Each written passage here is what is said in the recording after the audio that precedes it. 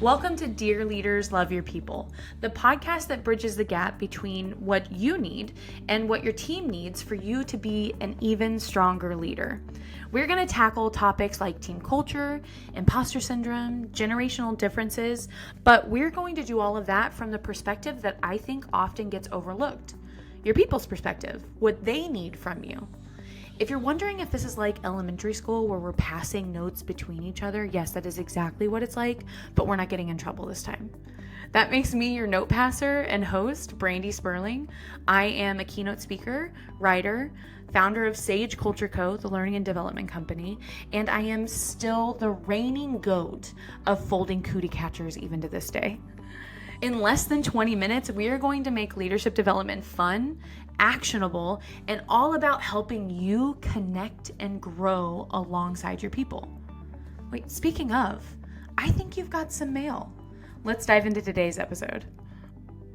Dear leaders, we need to talk about imposter syndrome. You know, that feeling that your team or maybe you even get whenever we get opportunities or you've applied for a job that you were really excited about and you got that opportunity, or maybe you just had some really amazing successes at work. And then the first thing that you think on the other side of any of those is that, oh my gosh, I got lucky. Oh my gosh, that was just really good timing. Oh man, they must feel bad for me. That's why they gave me that opportunity. You know, those instances where we're really quick to chalk up any success, opportunity, win for luck, favor, or timing. Anything outside of our own skills, abilities, strengths. That's imposter syndrome. And the odds that your people are experiencing it are really high. In fact, the Journal of Internal Medicine found that up to 82% of people, all genders, experience imposter syndrome. That means that you have people reporting to you that are struggling with confidence, that are killing it in some of their projects, and they're still walking away on the other side thinking, oh my gosh, I am not good at this and someone's going to figure it out on the other side. I know this because I was one of them. I have struggled with imposter syndrome for so long in my professional career, in my adolescence. And the one thing that I look back on and I think, man, it would have gotten so much better if one, my boss had known I was struggling with it, and two, if there were some things that they could have done to help me navigate those hitches in confidence that I experienced. Because I remember getting my first job. I remember getting my second, third job out of college. And every time I stepped into these roles, I genuinely thought, oh my gosh, have I tricked them and me into thinking I could do this thing?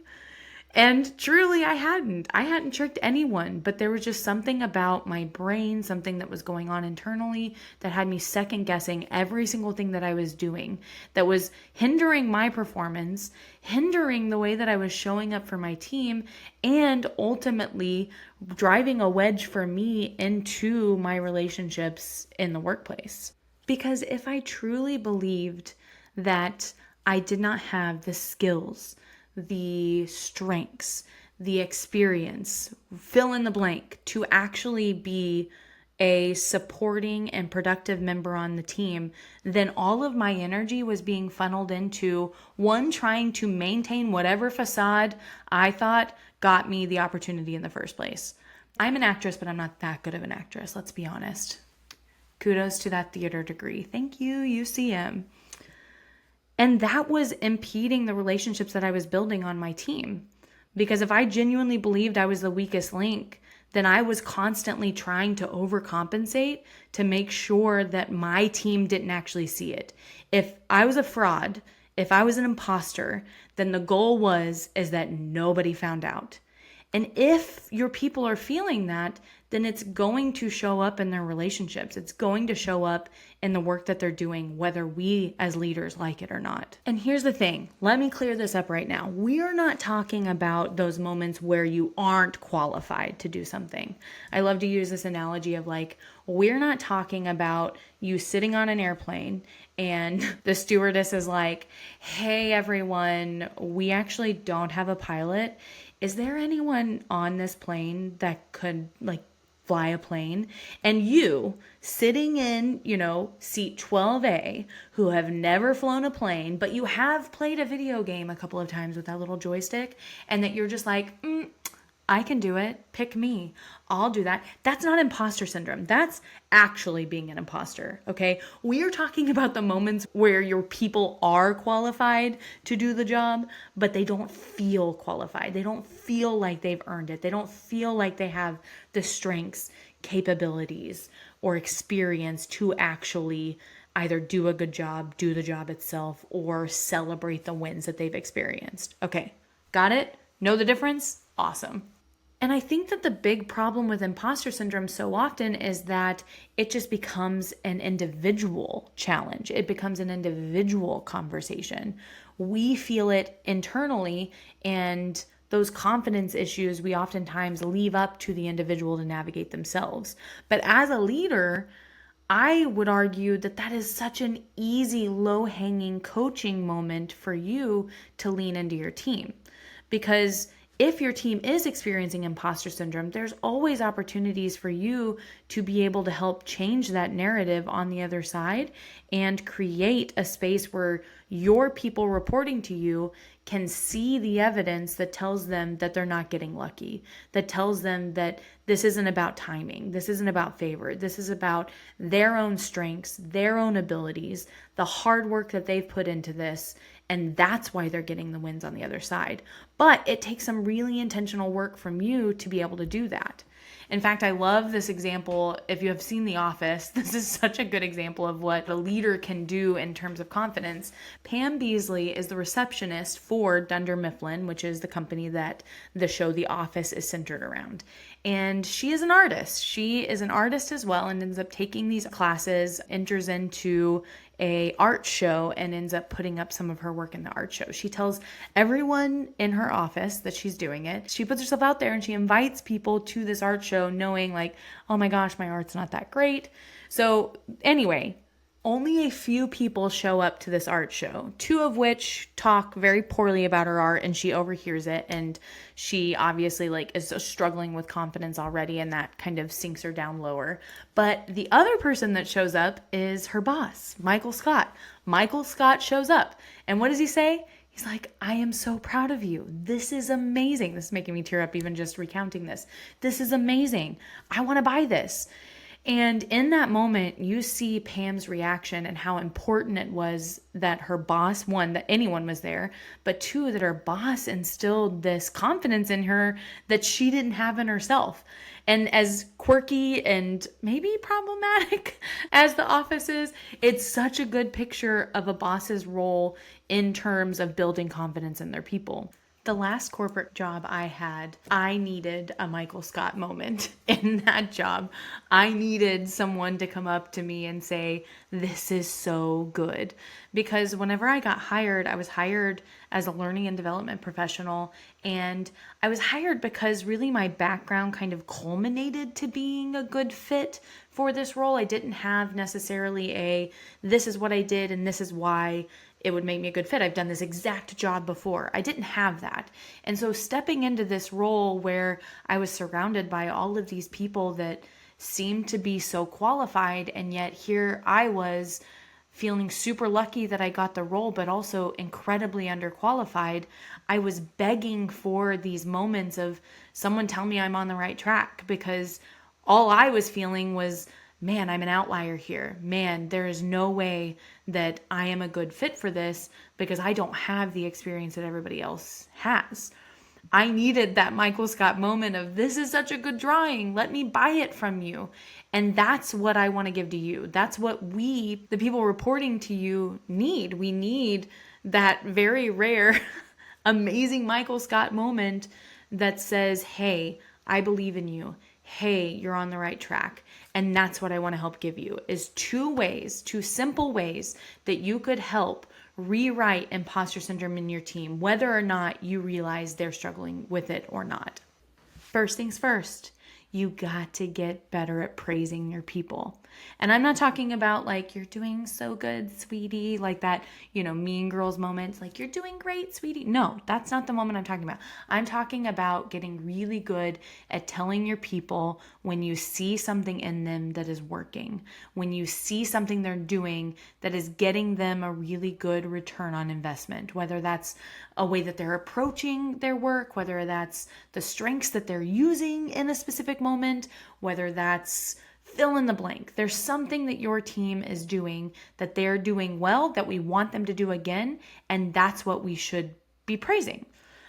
I think back to some of these moments in my early careers and all of the things that I know I know now looking back that I was doing right.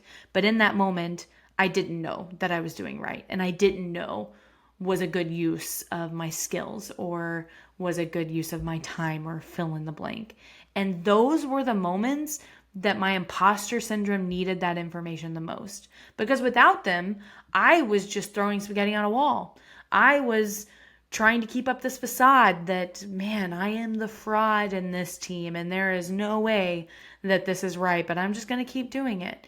If I had gotten that information from my leader, I think my imposter syndrome would have looked so different.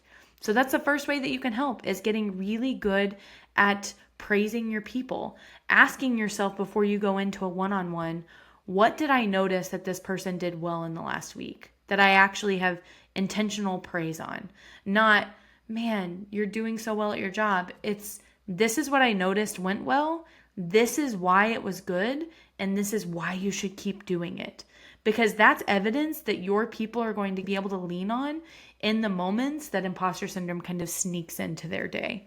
And the thing about praising is, I think that as a society, we've kind of just assumed that people should know what they're doing well, that they should know and or be able to build their own confidence. Whenever in reality, that's your job. That's your job as a leader, to help us see those things, because we're not walking around with a mirror going, man, I'm like killing this, man. No, in fact, we saw the Journal of Internal Medicine. Odds are it's the opposite. They're walking around just trying to prove their brains wrong and or proving their brains right. They're going, yeah, no, you're right. I'm not a good fit for this. Or yeah, you're right. I just got really lucky. They need you to help give them the evidence. But that takes a full societal shift of us feeling comfortable with actually praising people and telling them what they're doing well and what we want them to keep doing well. And that means we also have to get rid of this whole idea of like, oh my gosh, we're going to give them a big head. No, you're not. This isn't about giving people a big head. This is about helping them see the good sides or the good parts of themselves, the things that they're doing well, their strengths, the unique approach that they have that other people don't. Though that's the information that they need. So you have to get really good at praising people. And I have included a leader guide that you can download in this episode. It's going to be in the show notes. That way you can take this episode away, and I've got intentional one-on-one conversation points that will help you start praising your team. Because even if you don't know that your team is struggling with imposter syndrome, simple praising is going to help become evidence for those that are secretly suffering with this questioning confidence that imposter syndrome imposes into your team. So that's the first thing you can do, is you can start praising them really intentionally. And the second thing that we have to start doing is start talking about it. If up to 82% of people are struggling with imposter syndrome, that means it's not really that rare. That means we shouldn't feel as alone as we do. And your team probably is feeling alone if they are struggling with imposter syndrome. They're probably feeling like they have to maintain this facade. They have to silently suffer because nobody else is struggling with these feelings of inadequacy like they are. So the second thing that you can do is start talking about it. Have you ever experienced imposter syndrome? Has there been a moment where you got an opportunity, you got a job, you got a project, you killed a project, and then on the other side, you couldn't help but feel like you didn't earn it. You couldn't help but feel like It wasn't about what you did. It was about the timing. It was about luck. It was about the favor of the person that hired you. Have you had one of those moments? Because if you had, that's such a great way to diffuse imposter syndrome in your team, is to talk about it, is to share your stories. Because the minute that you do, that is your Michael Scott moment. I can't believe that I keep using The Office in this. That feels like not the type of boss that you want to put on a pedestal, but it was just such a beautiful moment in that show that would be that moment for you as a leader, that you get to pull back the curtain and tell your team you're not alone in these moments. And in fact, when you are in those moments, you don't have to even be alone sitting in them. You can talk to me about them. We can help build evidence together if you are struggling with it.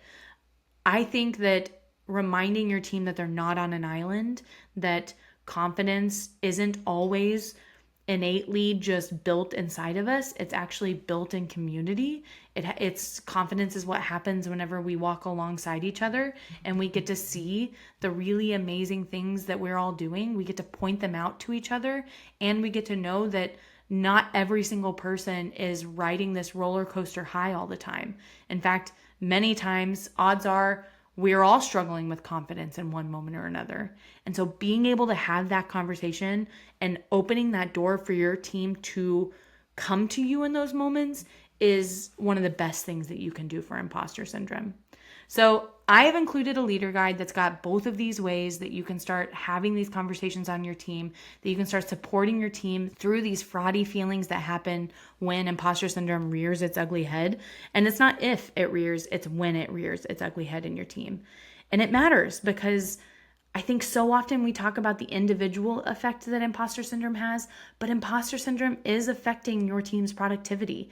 It's having them second guess how they step into a project, how they step into their role. It's having them feel like and or waste energy on maintaining some facade that doesn't even exist in the first place, when all of that energy could be funneled into showing up the best that they possibly can for the work that they're doing, for the customers that they're serving, and the people that they're working beside. Imposter syndrome is not just affecting the people on your team. It is affecting your team. It is affecting the output. And my dear, dear leaders, the better we can get at showing up for our team through imposter syndrome, the stronger our teams are going to be, the cooler our culture is, and we're going to have much, much stronger relationships on the other side. Thanks so much for listening to today's episode. Don't forget to grab the leader guide linked just below in the show notes. It's a downloadable resource to help you integrate today's topic into your team immediately. Subscribe, leave a review, and don't forget to sign up for our newsletter so that you never miss an episode or a leader guide.